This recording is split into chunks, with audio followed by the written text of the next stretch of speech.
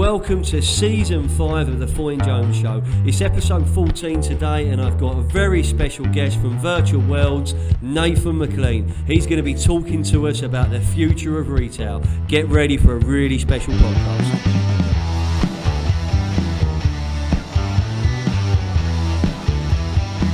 Welcome to the Foy and Jones Show. This is very surreal. I'm in a room full of rock stars and a room full of magicians.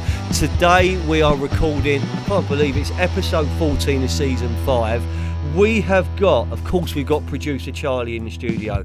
We've got, he's not such a new signing now, but we've got Rico joining us as well. And we have just finished our longest ever pre-recording meeting, and in the studio opposite me today we've got a very, very special guest. He's KBB royalty, and he's going to tell us, ladies and gentlemen, boys and girls, he's going to tell us about a journey that began in Norfolk. It went to Aberdeen in Scotland. There was awards won in Scotland. It went to the other side of the world in New Zealand. He's now back in the UK. He's been a rock star, but you and I will know him as Nathan Maclean from Virtual Worlds. Nathan, welcome to the Foy and Jones Show. Thanks very much, Peter. Pleasure to be here. And gold star as well, because you're the first guest that has travelled. I don't know if you're the first guest that's travelled by train, because Brad the boxer travelled by train, and I think he walked or ran here from the Hilton Hotel.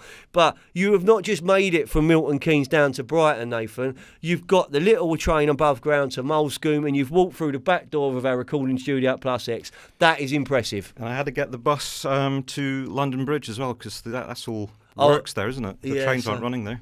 So very proud of myself. What time did the day start for you, Nathan? What time did the day start? 5 a.m, dropping my other half off at the airport. She's off to Romania to visit family. Fantastic. I thought you was going to say 5 a.m. for like deep spiritual breathing. No, that's and a future plan. That would be future plan. That's and future my partner plan. would be Future perfect plan. for that. Yeah, of course, mate, of course. So the show today, we're going to imagine that our listeners don't know as much about you as I do, and as you've been telling me and Rico about, and the story's amazing. So we'll get to know you, and we get to know what you're doing at the moment. All right. So you're under no pressure whatsoever.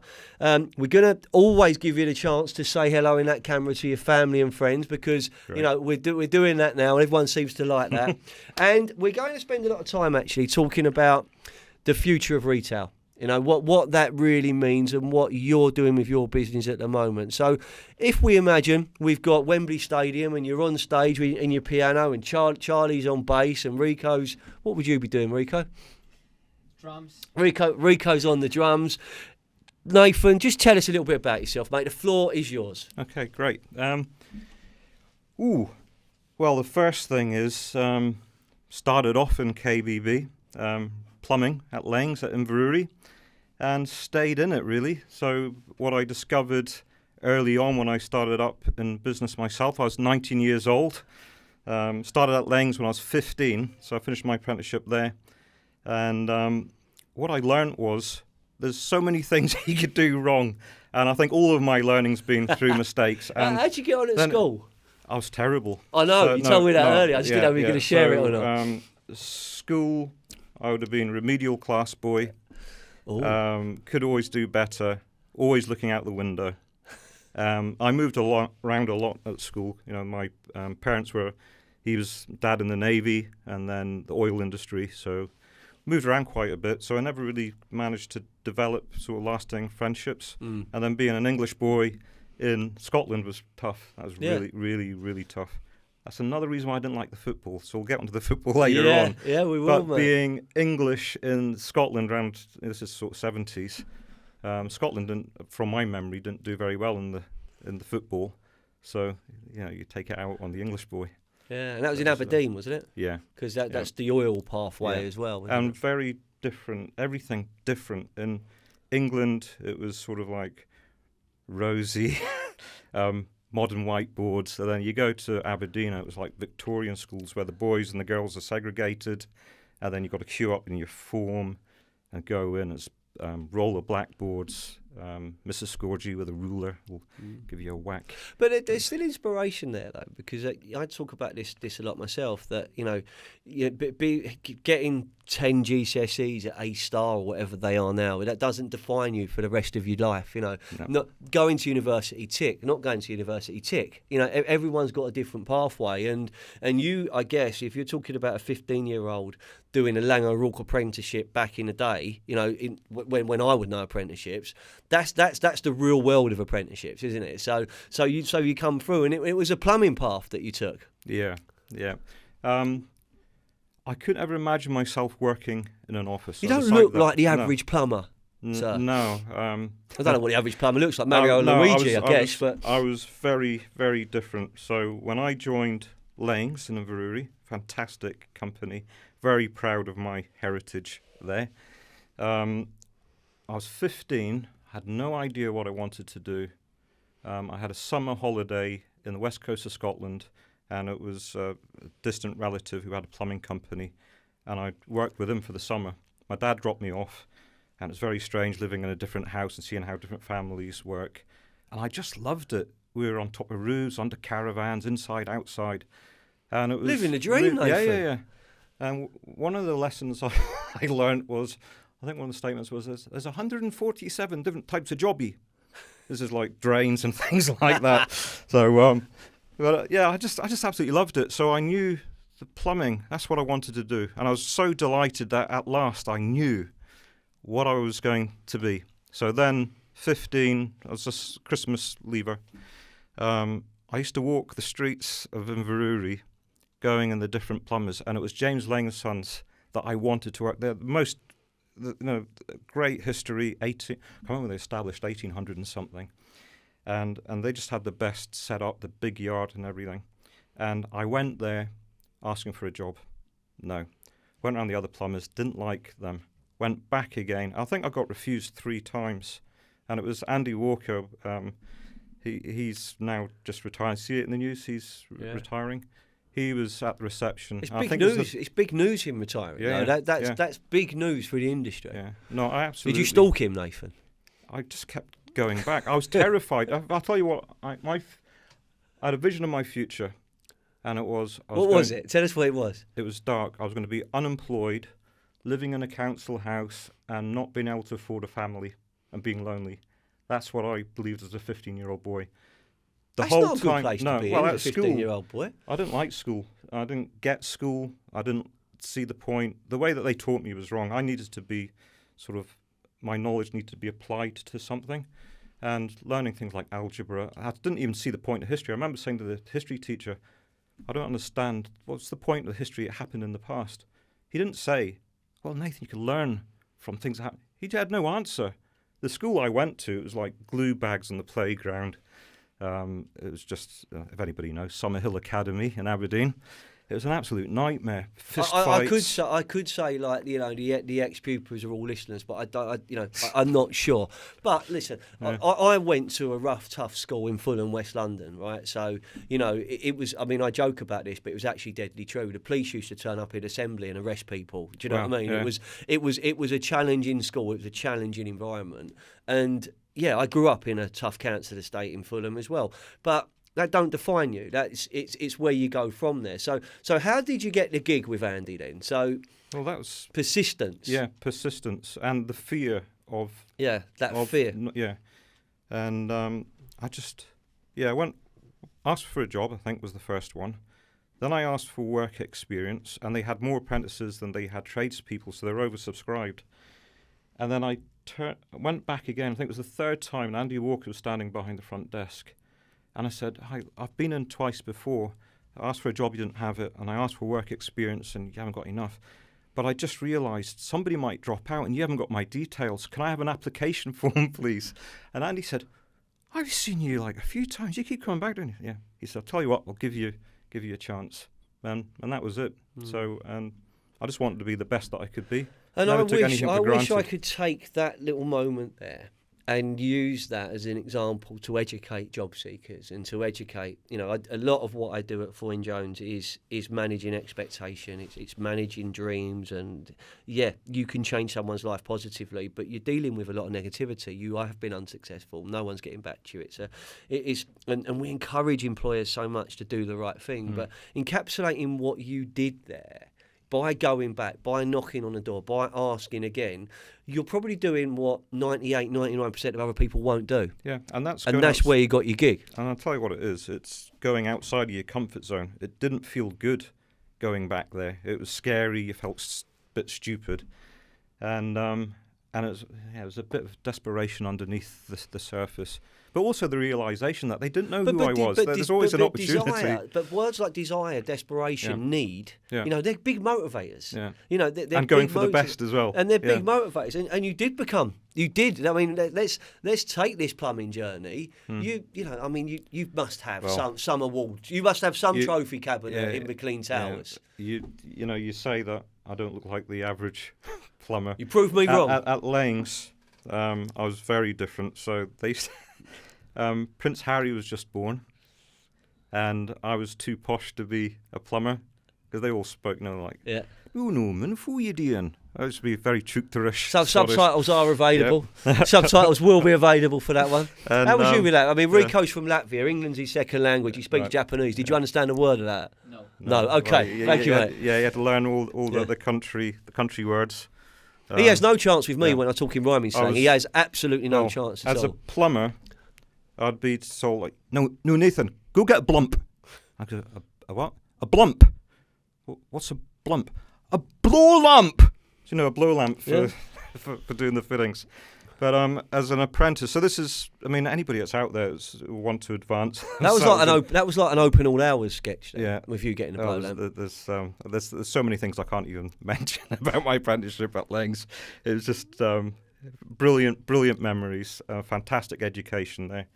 But one thing is, I don't know what it's like now if you're an apprentice plumber, but in my day you'd be doing a year of just sweeping, cleaning the van, and just doing that kind of stuff. And you wanted to get ahead, and you're told, no, part of the job is learning how to sweep and clean. You've got to learn how to clean before you could be a plumber. So I used to be a little bit different. I wanted to get ahead, so you'd be looking over the journeyman's shoulder, seeing the fittings. And he used to say, right, go to the van, get a 15mm elbow and some flux and whatever. So you do what you're told. Then you start thinking ahead, and you go, he's going to need 4 bends, a T, some steel wool, flux. So they said, Nathan, go out to the van and get and I just lay it out in front of him, looking ahead. But Did he like that or not?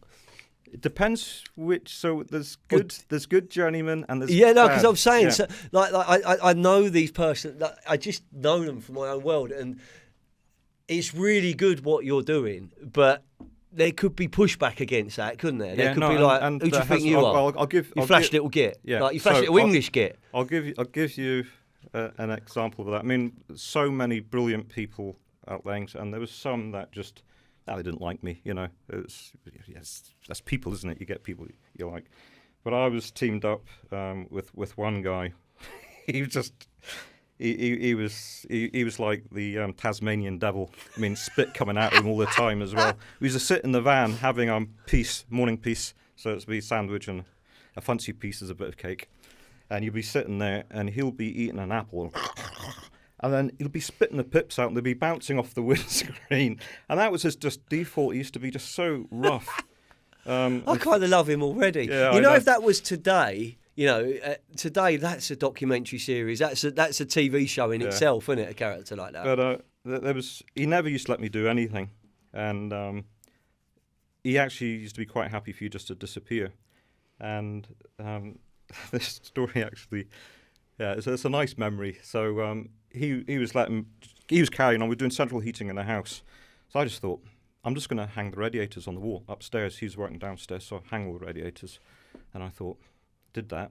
I thought, I'm just going to put the tails down through the floor. Did that. I'll just check the... eventually I had the whole upstairs fully plumbed, all the pipes lagged, and the risers to the downstairs in the wall. And then Andy Walker turns up on site, and he goes, where's Nathan? Oh, I don't know where he is. He's always disappearing. And I come downstairs, and Andy says, Nathan, what have you been doing? I said, central heating upstairs. I said, it's all done. my journeyman was absolutely furious because he looked like a real Yeah. dick, I mean, that's going to compromise your relationship on a day-to-day basis, isn't it? But this plumbing journey though, and this is something you shared with Rico and I in our pre-production meeting. It sounds so flash, doesn't it? Pre-production meeting. We were having a coffee and a cake, but you shared with us that you were the Young Plumber of the Year. Yes. Is that correct? Yep. And I've never had so many moustaches and glasses drawn on my newspaper photograph as behind the trade counter at Laings. Yeah. So, it was. Oh, I couldn't believe it. Actually, I've never won anything before that. My dad came with me. I was told to come to the awards ceremony. Should have took it back to your old school and gone like that. Yeah. You know, hey, listen, I did okay. Well, this was the mentality of a young Nathan Maclean. I was sitting there with my dad, and all these awards were given out through the evening, and it got up to the end. I was like really upset. I thought, they said to me I should really turn up. I thought I was going to win an award, and I was a bit upset. And then they had the last award of the evening, which was the Scottish Plumber of the Year, and they called out my name, and I just sort of froze. And my dad was nudging me. He said, "That's you. Go on." And I stood up, and I just thought they've made a mistake. And I was walking to this front stage. I was just waiting for them to go, "Oh, hold on, everybody. It's been a mistake. It's not Nathan." It was just that. Just like, it couldn't possibly be me. It couldn't be me. But and it then was. eventually, it was. So it was, it was And we've just that new feeling from and the journey from Aberdeen. I mean, this is where the story's so amazing. You know, the journey then from being young plumber of the year in Aberdeen, and what you shared with me about being a plumber that does ring people back and does turn up on time and is available after hours, and you know, cares about his work and being able to sleep at night because you know you've done everything correctly. Doing. I mean, we were talking about this in a lot of episodes, especially with Elle from Mr. Plant Hire, and she was talking about doing the right thing. You know, just caring. It's the joy of business, isn't Have it? Do you take that everywhere you go? And you went from the very top of the UK in Aberdeen, and that journey took you to the Southern Hemisphere in New Zealand. Yeah. So that came about from tough times at work. You're like a TV series, or like you're like a Hollywood movie. Waiting. Who would play you, Nathan? Who would play you? Well, let's ask for Tom Hanks. Tom Hanks. Fair play. Yeah.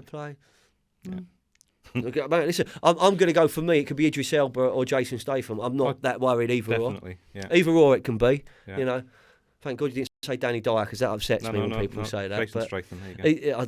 I won't mind the physique. I think I hate to. What are you laughing for, Charlie? Yeah, what are you laughing for?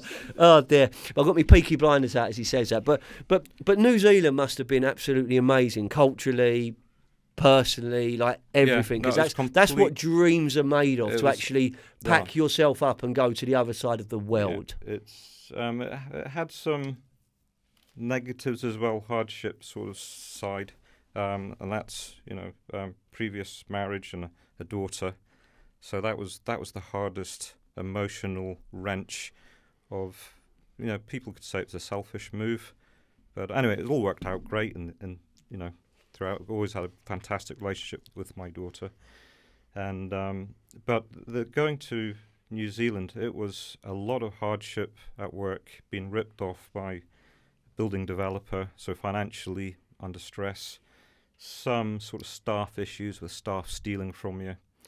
That was very, very hurtful, and a terrible customer in a senior position in a sort of government position. Oh, nice. And a heavily pregnant girlfriend. So personal challenges, professional challenges, plumbing challenges. Yeah. All there probably helps you become the person you are now. Yeah, definitely. All these things shape you, and it's interesting. The way that we decided to go to New Zealand. So I split up from my wife a couple of years later. Met a young lady who moved to Aberdeen and started up a business there, and she got me out the Yellow Pages, because I was on just about every page of the Yellow Pages. Spent a fortune on that. And, good old Yellow Pages, Fly Fishing by J.R. Hartley, and Hornby Model Railway. They're too young, these two, but I remember that well, Nathan. It really worked as well, though. Yeah. I mean, I decided to take a punt and just spend more money than I had on the Yellow Pages. Bloody hell, it worked. The business was just we were booked way out in advance. But anyway, This lady, she called me up, and she had these really fancy designs, and I was interviewed. So I started working for her because I had an open mind, and although it was things that weren't done before, I just figured out how to do it. So now we're together. I told you the story about how my team found out. Yeah. God bless your children. Yeah. So that was my back then. I was 4-year-old daughter going to kindy, and I've got my 6 staff. Every Monday we used to set them up on the new projects. You don't have to share this with all of our listeners, Nathan. It's up to you. It's on you. Oh well, I'm going to share it anyway. I know you are, but I'm just saying for the public that I'm not twisting his arm here because this is funny. No. Yeah. So it's the innocence of children, and so I'm setting all my team up, and my ex-wife Claire, she was sort of working with the designers, and my daughter was sort of shuffling her feet on the ground. And she said, "You know what? Claire was in my daddy's bed this morning." So all the stuff. Ooh, so we had to make a quick announcement. So that's like if we were talking TV soaps, that's the EastEnders. That was it. Isn't it? Yeah. So that was that. Then fast forward. I didn't think you'd share that in the podcast. I didn't think you'd do it. I'm an open book. Fair play to you, mate. Fast forward the hardship times. So when this had been 1995, I came home. It was just like one stress on top of another, and I just said to Claire, "What would you say if I said, let's go to New Zealand?" And what I meant was, I had a shit day. How was yours? Yeah. And she just looked at we me. go to the pub. Yeah. And she said, "I'd say yes." I said, "Are you serious?" So we spoke about it for an hour. And I Took your time then? Yeah, might have been 2. Might have been 2 hours. Okay, that's reassuring to know you put 120 minutes into it. Yeah. And we decided we were going to do it. So then I phoned up my parents, let them know that we're going to go to New Zealand. By the way, I was out there the year before and had a share in a house that I bought out there. And told the staff the next day. And I thought they'd be upset. We had a brilliant reputation in Aberdeen. And all the apprentices got re-employed. Staff were all sorted with work. And we had a really good farewell from them. Nice, kind words about how they developed, working for us. We had a big party. They helped us pack up and everything as well. So that was good. And then a new life in New Zealand. And it was absolutely wonderful. Just a beautiful country, beautiful people, laid back. And the colours, the greens and the blues, and the Pacific Ocean and the islands. All right, the temperature is just, oh, God. Yeah. And bringing up 3 little boys there is amazing. Just so free. Didn't have to worry about them. So it's slightly different to the traffic and congestion of Fulham Road. Yeah. Yeah, and, just slightly. And the expressions on people's faces as well. Do you know what though? Look, you this journey that started in East Anglia in Norfolk, and it's gone up to Aberdeen. When you were the English boy in Aberdeen, you're a young plumber of the year. You've packed up lock, stock, and barrel. Lock, stock, 2 smoking barrels. Jason Statham reference there, Nathan. You see that? You put that in. But you've gone lock, stock. You've gone to New Zealand. You've made it work out there. Let's just end the first half of the podcast by just focusing a little bit on the here and now. Yeah. I love when you call your KBB royalty. It's a VIP visit. You're doing something very special with your technology. It stands out. It gets noticed. Let's just talk about what you're doing now and the successes you've had. Yeah. So keeping things simple. I mean, I think every business needs to ask the question, why are we here? What is our purpose?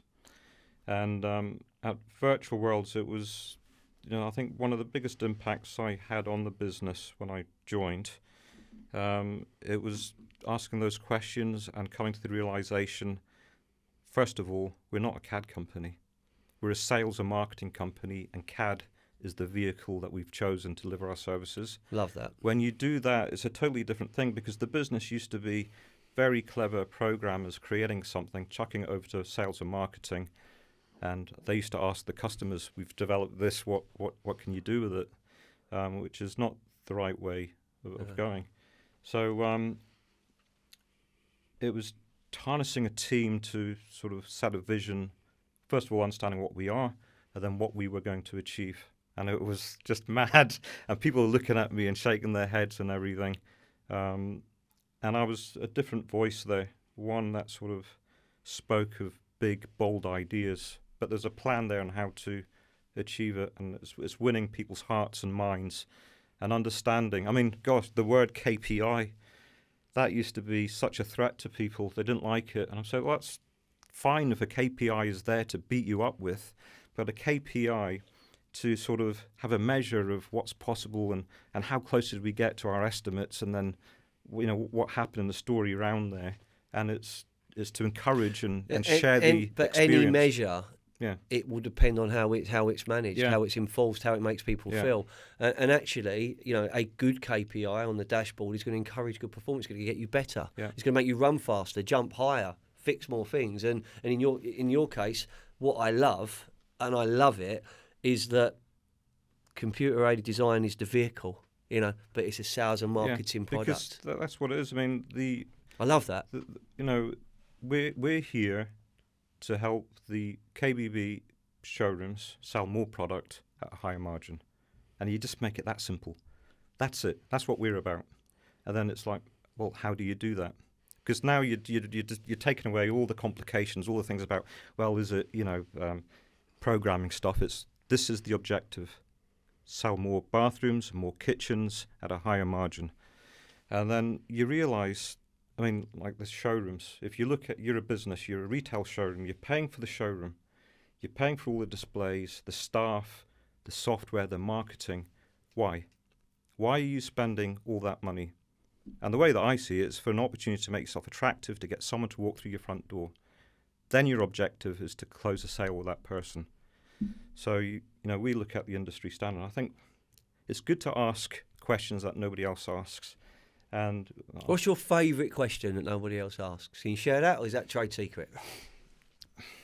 Well, I mean, my one is, why is 60% conversion rate an acceptable conversion rate? If you're making all that investment, why is it acceptable to lose 40% of your opportunity? Lose 4 out of 10.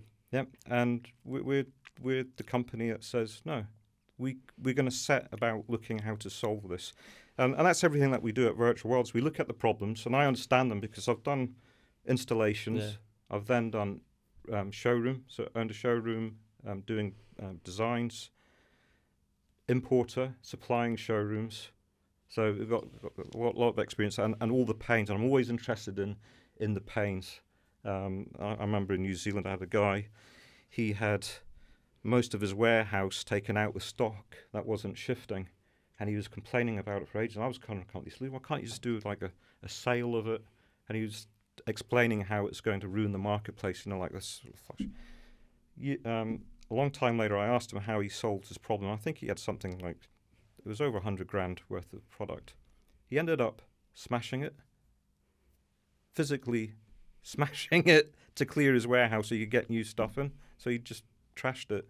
And I thought it was interesting. I thought, what's the solution for that if that happens? So all these sort of problems and I don't see that as I mean, whilst it might have been therapeutic, for a few moments, I don't see that as the right solution. No, I couldn't believe it either. I thought shift. I mean, it's the inner Del boy, it's the inner market store in me. I'm seeing it as there must be a way to sell it. Yeah. Like that's in me. But there are times when smashing stuff up does feel good. I mean, I shouldn't say this with technology people and media people all around me, but I often threaten to launch my machines out of the window because I'm pressing the wrong button. Yeah, I haven't done it yet, but I threaten to. I nearly did once.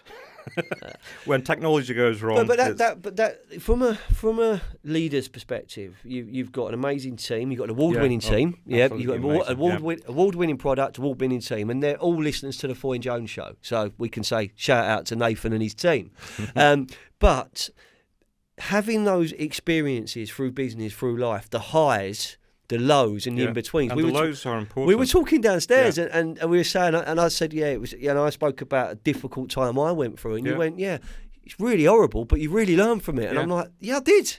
Yeah. And you just went, I've been through it. And those are moments define you in a way in terms of how you apply it yourself now, don't they? Yeah. University of the world. Yeah, what it chucks at you and how you deal with it, and the emotional stages that you go through as well, because when things aren't going well, you've got humility and all just everything. I mean, what I love at Virtual Worlds, it is the team, and probably one of my greatest accomplishments is the nurturing of the team. And when you've got yourself surrounded by a trust environment where if we've got salespeople and the sales aren't coming in, we're not a company to make people feel bad. Nobody turns up to work to do a bad day's work. Sometimes things need to be said, but it's always from a place of helping people develop. And I'm very open at work. A lot of people have seen me in different states of distress, whether it's personal sort of relationship things. I'm a very, very open book. I'm very similar. I'm heart on the sleeve, so you can see when I'm up, you can see when I'm down, you can see when it isn't all. And I was saying Tuesday, so a couple of days ago, I was making no progress whatsoever and getting everything wrong that I was doing, and I was actually becoming like, this is really bad here. I'm being like self-destructive. So I just went home. Like, genuinely, I just went, I'm done. Yeah, like, that's a good. And actually, it's the best thing I could do, because when I weren't there, people got on with stuff and they did it really well. And then you come back in and, I walked the dog, I went for a run, and your head's clear. And the things that were stressing me out, not even worth getting stressed over. I remember when I started at Virtual Worlds, which was 2010. I came in, no job title. So in New Zealand, I was an agent, so I had the rights New Zealand. Then I got Australia, North America, and Canada, and I signed up another company to do the sales there. I was supposed to have made 30 million in 12 months back then, was the projections. That didn't happen. That was another learning thing. But when I first started in UK, I just knew I needed to say little, open my ears and my eyes, and just learn about the business. So I was each department questioning how do they find things. Learn, observe. Because you can't go into a business and start making change. That's a mistake that people will make. They feel as if they've got to make change when you need to just hold yourself and just see the picture first. And then it was looking at which part of the business I was going to get involved in first. And it became clear then it wasn't going to be sales, because the sales were working to make a loss. So anything you're selling back then was a loss. So it was a case of the production side of the team. So it was the cataloguing department, how to give a better customer experience with the catalogues, and then with the pricing to the manufacturers, and the processes. So to get profitable, increasing the price. But you only do that when you're giving a better service, of course. So you've got to get your processes in place and sort of trying to come with profitable standards. But quality is so important. And then people start seeing that these ideas work and success is happening. Then they believe. Then when you're talking about things in future, you've got less doubters, because they've seen that actually this has worked. So why can't this other? And it does work, Nathan. Yeah. And I think we'll wrap up the first half of this podcast by I think I'm just going to share a story, and I told you downstairs, but and we're on the eve, and we will talk all things KBB. I think this episode's actually going to go to air just after the KBB show. But if I go back to 2018, and I remember being at the show and doing some speaking, and there was a couple of stands that I really remembered, and yours was one of them, because it was fun. Yeah. There was VR sets, there were people dressed in trainers, and there was more activity, there was energy. Yeah. So naturally, that's going to draw someone like me to it. I think it was then when I from the outside looking in, realised that there's something quite powerful going on here, because if I was a retailer, if I was a business owner, I'd want a bit of that.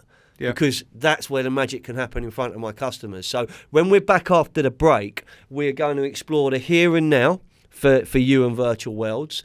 How you see, because this is a back to business episode, so how you see the market and the future for retailers. I'm going to steal your strapline of shaping the future. Yeah. So we're going to talk about that.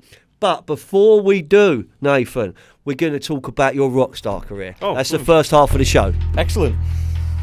Life-changing recruitment for the KBB, builders merchant and construction industries.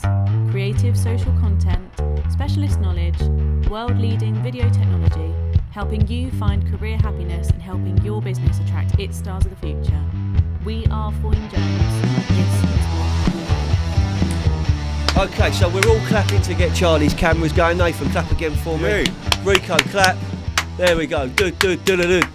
Fulham. He won't get that. He doesn't do football. All right, we've established that. Never been to a football match in my life. That is going to change. You've got 2 invitations. You've got 2 Excellent. golden tickets. You can come to the spiritual home of football, not the Emirates, Charlie, Craven Cottage, to watch Fulham Football Club play. You can come as my guest. Or if you want to do something for grassroots, you can come to fan-owned Lewis Football Club. You can watch our sponsored player, Michael Class, a boy who I've known since he was 3 years old, who's now bossing it in centre midfield.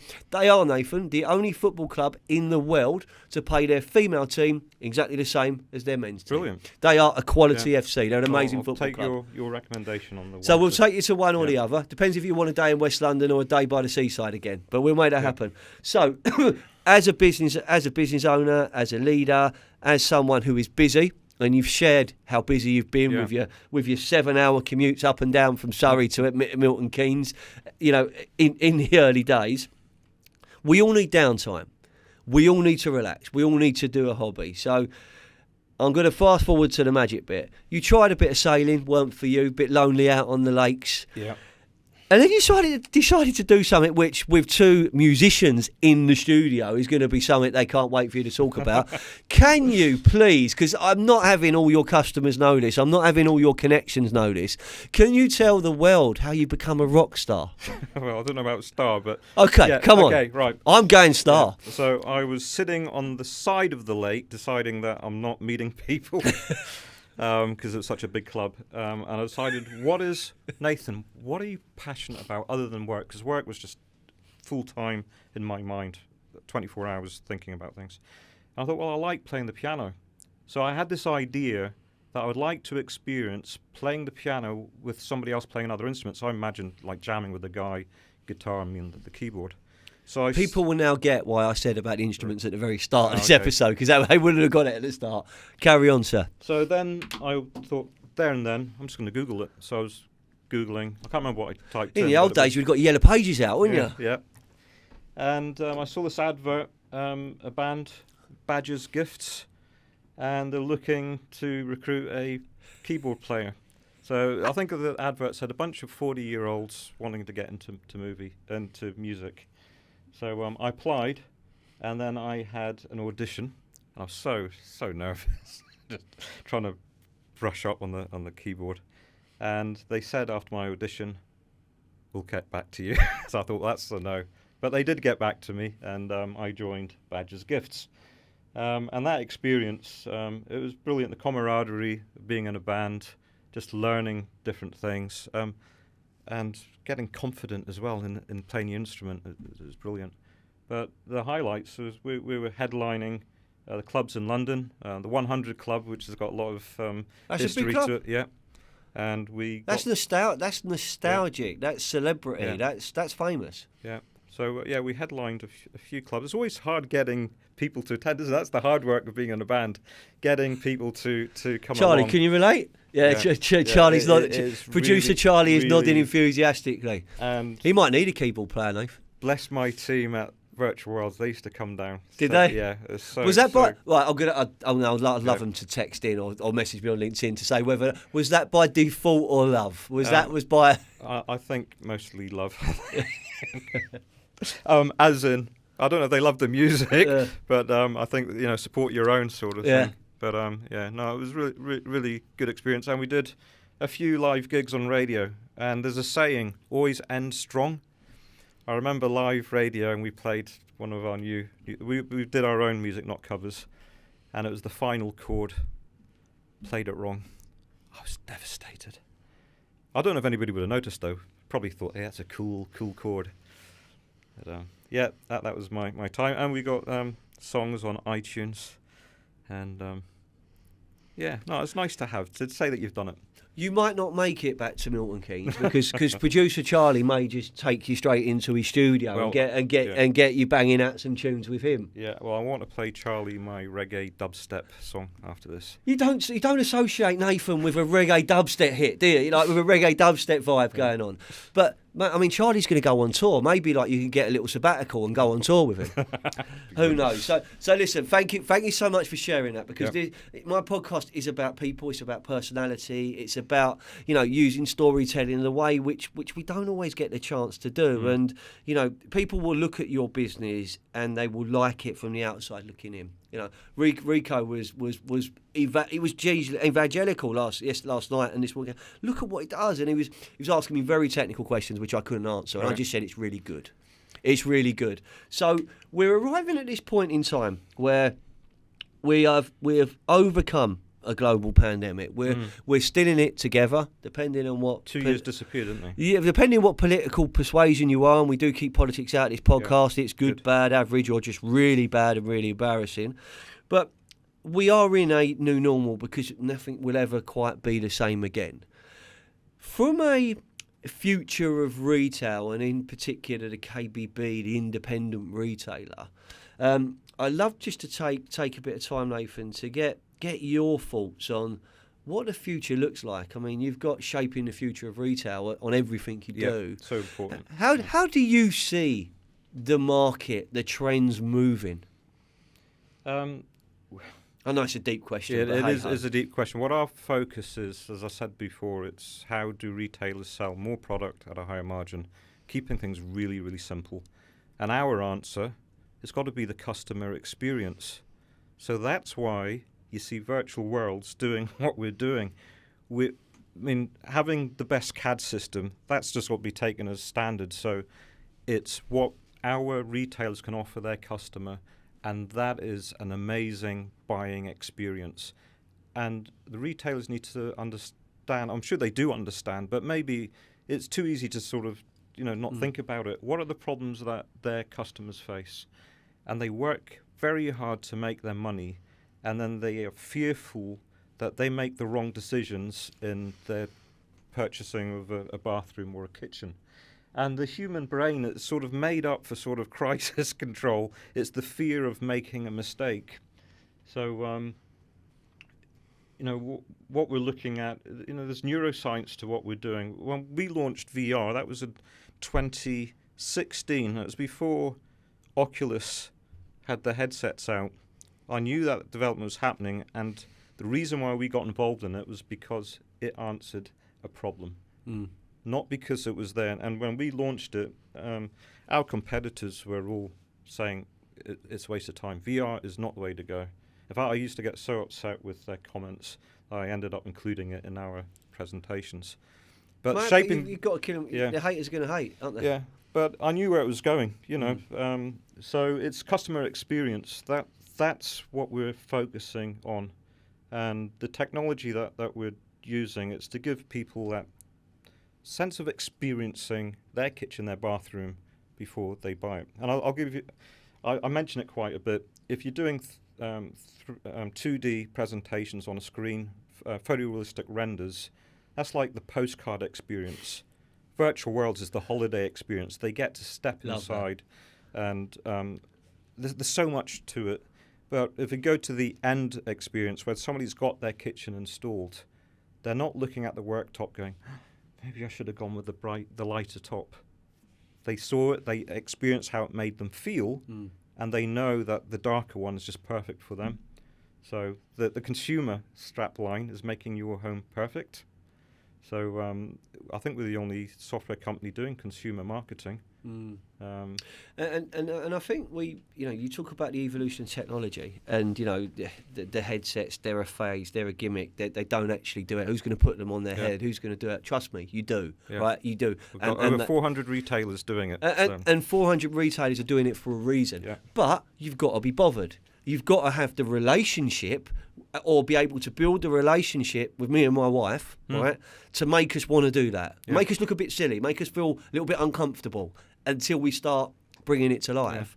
Yeah. If we go back to something we spoke about downstairs, Nathan, we spoke about our mobile phone journey, or we actually didn't. We spoke about our phone hanging up in the house and dialing the number and knowing people's phone numbers off by heart, and the yellow pages. But I remember we were speaking about my first mobiles and Motorola, and you move on, and that pivotal changing point when I went from a Nokia phone to a BlackBerry. I mean, that was life changing at the time.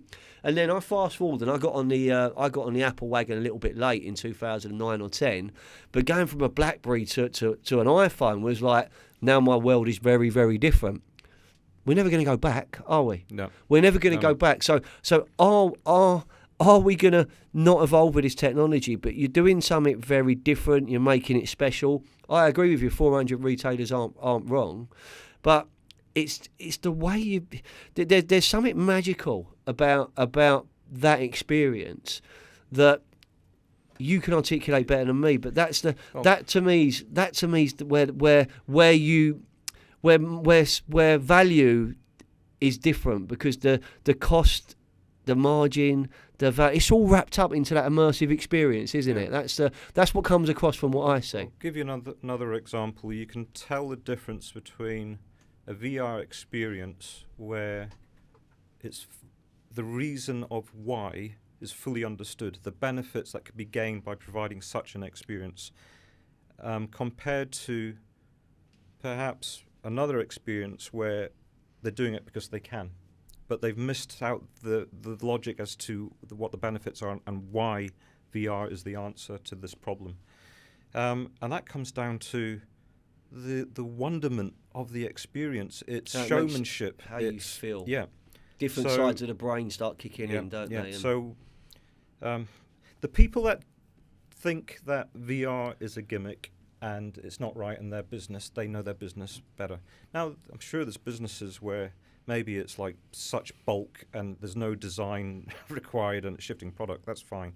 If you're doing design and you want to close more sales, this is absolutely required. And I would go as far as to say that in the future, when the consumers become more aware that this is the way of buying a bathroom, the benefits, the peace of mind is a very valuable commodity, peace of mind, and people are willing to spend above and beyond to secure it, just knowing that it's right. And we're also, we're getting older. Yeah. Don't like it, but we are. And the generations that are coming, the generations of the future, the homeowners of the future, the people that are going to be buying a doer-upper of the future, they're Rico and Charlie's age, right? So they're coming through. They're going to be all over this type of experience. They're going to be demanding it. This is a misconception of VR. It's for young people. It's absolutely wrong. I don't know if you saw, we had a piece in the KBB Review magazine, and that was Napier bathrooms of the 90-year-old in VR. I saw that. If you think about it, what is an older person going to understand better?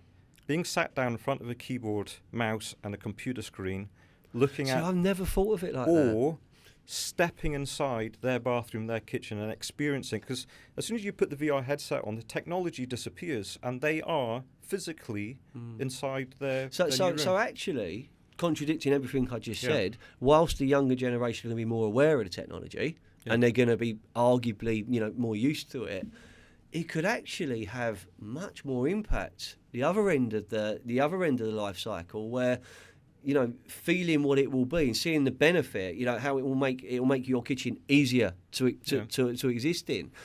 Wow. Yeah, I mean, again, that was good. That was very good. The future of the showroom, I believe it's very healthy in the future. It's going to succeed because this is as long as they keep adapting, and they need to provide an experience that can't be obtained on the internet. It's got to be something that's really special in the store. You've got to attract people into the showroom. Now, I'll also say, I'll talk about virtual worlds and how it can help with business. First and foremost, we are here to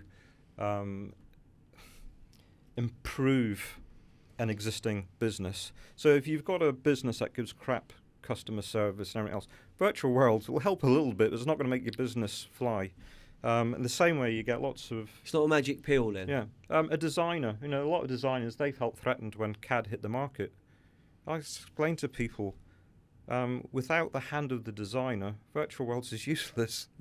We are a professional design. It's the brain that holds the new evolution of the pen. That's virtual worlds. So their job's very safe. We just allow them to communicate their design concepts far clearer to the end consumer, that they understand it more, they understand how it makes them feel. So spatial awareness, emotional awareness of the design. But I was getting to earlier on, people that don't understand VR or the necessity of having this in your business, especially as time goes on. At Virtual Worlds, we see it. We see people that were disbelievers who now have the VR and they're winning more work, conversion rate increased, compressing the timeline to secure an order to close a sale, because you don't have to explain everything. People are in the bathroom or kitchen and everything's crystal clear. You know what a kitchen is when you stand in one, right? And then people will walk to what's important to them, so the design process changes.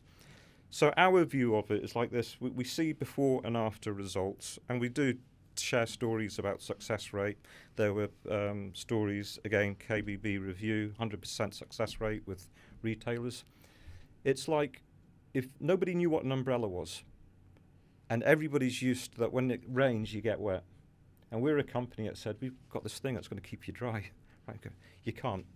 And we show them an umbrella, but all they're seeing is a stick. They don't know that you lift this thing up, puts a canopy in it, keeps you dry. It's almost like with VR, people don't understand all the benefits, and they're a bit too quick at discounting it. There's a lot of people that... Do you find, though, Nathan, I mean, perhaps not yourself, perhaps yourself, but particularly your customer-facing teams, that you get to a point when, like, it's not the right time, we'll walk away, because I've found that on the virtual 360 showroom tours that we've pioneered through lockdown with Jones Digital, is that, sometimes I genuinely believe this. If I feel that I'm having to oversell or really push too hard, I'm talking to the wrong person, because they're not ready or they don't want, and I found that with it the benefits are there, and with technology sometimes it's almost a game of patience as well, that people tend to get there, and they will get there in their own time, and I think that is the future, because I look at the KB industry and I see pressure points, and Damien, it was the BIKBBI conference, and Damien, Stephen and the teams there did a great job in highlighting the need for more 15-year-old Nathans who probably don't really like school that much but could have an amazing career, on the tools as a fitter, as an installer, and that apprenticeship pathway. That skills crisis needs to be fixed.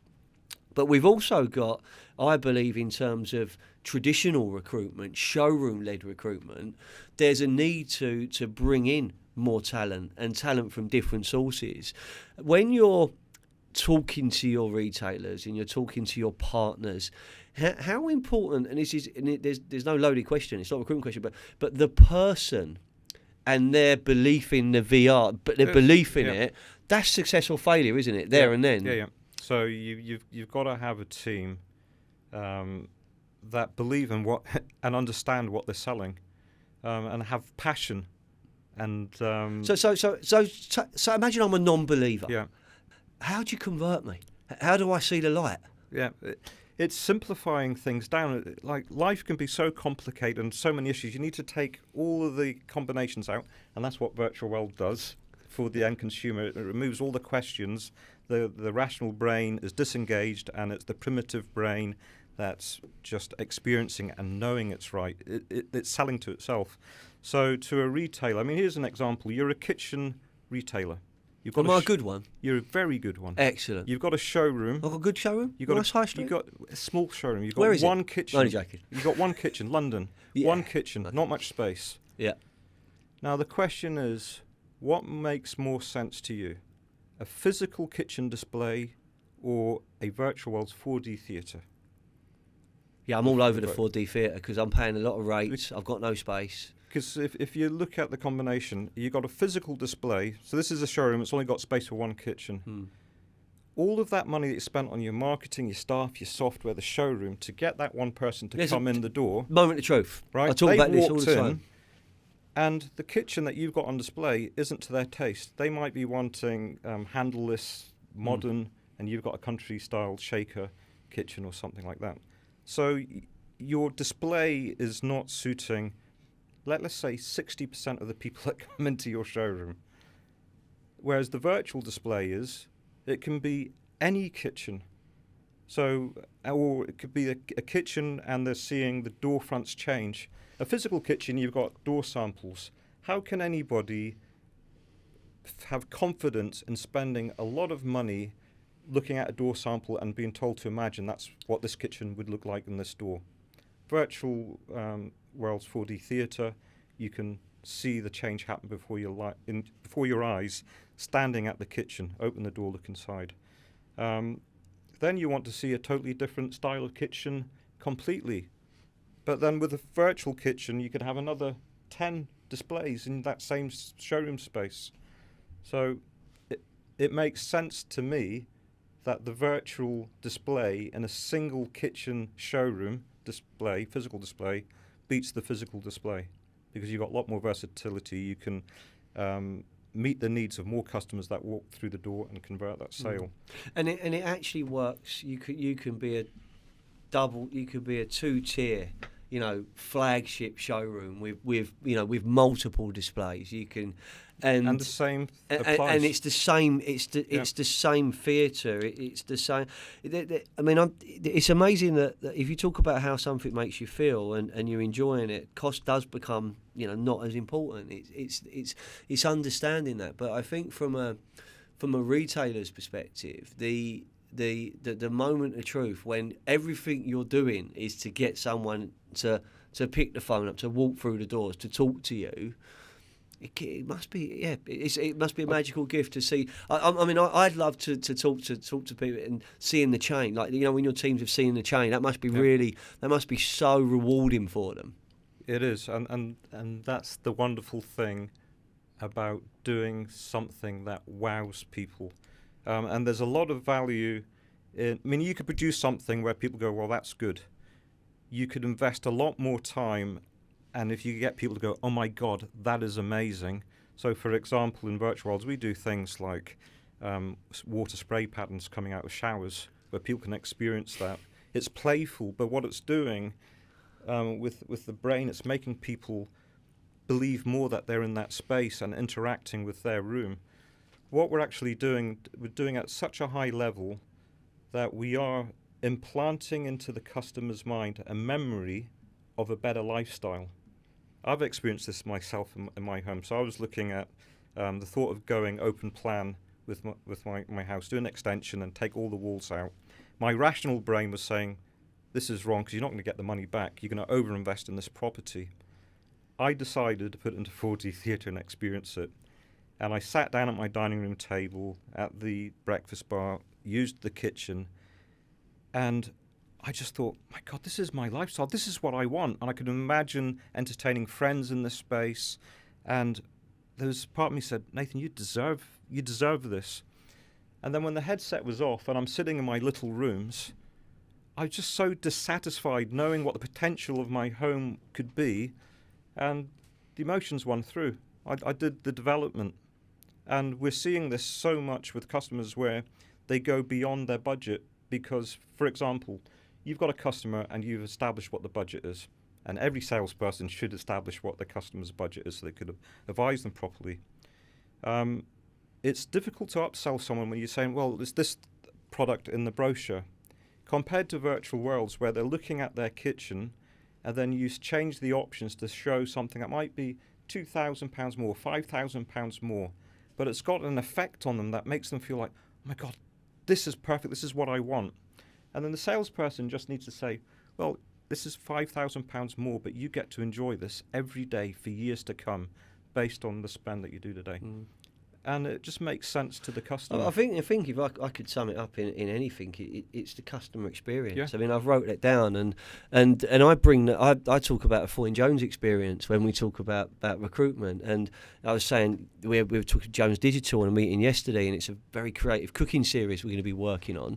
And I was saying we're going to bring our flavour to this. We're going to bring our passion to it, and you bring something different to those meetings, to those ideas and the brainstorming. But what you've brilliantly done, Nathan, in the whole episode really is kind of let us into your world, all right? So I think I'd love to end the podcast because sadly all things have to end, but we're going to end the show on a high because that's what you do as a rock star. You end on a high. So I'm going to give you the chance to end the podcast with your closing message to the industry. with whatever you want to talk about, the listeners are there. The floor is your own. Close the podcast for me, Nathan. It's been a brilliant episode. I'll say that we're all in an absolutely fantastic industry with amazing people, and the future of the kitchen and bathroom showroom, the physical showroom, in my mind, is really bright and exciting. And it's the most dangerous thing for a business is the fear of change, the fear of risk, and that's the biggest risk to any business. What we're doing at Virtual Worlds, it's looking to the future gazing, and having that positive outlook and making it become a reality. So, closing more sales in a shorter time and just achieving what people say is unachievable. And in contrast to what I said, spectacularly wrong, I would say, because I can get it wrong, and I've got it wrong, this product is as popular with my 90-year-old Aunt Viley, who cleans St Augustine's Church in Hammersmith still once a week, Nathan. Shout out to St Augustine's Church and my nan sister Viley, God bless her soul. Viley is still going strong. It's as popular with her at 90 years old as it is to my 3-year-old nephew Jude as he grows up. That's quite powerful. That's what our podcast's about. I think I'm captivated by the Nathan Maclean story. I genuinely think there's movie rights and a deal to be done. I genuinely mean that. Charlie's going to take you to his music studio, and he's going to get you. He's going to get you on the Joanna, as we call it in West London. He's going to get you on the piano. That was, ladies and gentlemen, boys and girls, that was episode 14 of season 5 of the Foy and Jones Show, where we went back to business, but we looked at the future of retail with Nathan from Virtual Worlds. Nathan, how's this podcast made you feel? That's brilliant. It's great to just share stories and listen to other people's stories as well. Fantastic, sir. You've been a brilliant guest. You've travelled by train. You've been brilliant. Thank you very much for coming. And the offer to go to your first football match is still there. Excellent. I'll take it. Thanks for listening. That's the end of the Foy and Jones Show. We'll see you in the next episode. Thanks for listening today. That's the end of episode 14, where we got back to business with the brilliant Nathan Maclean. Look forward to seeing you in next week's episode, and a big shout out to our brilliant sponsors of this series, MHK Holding UK.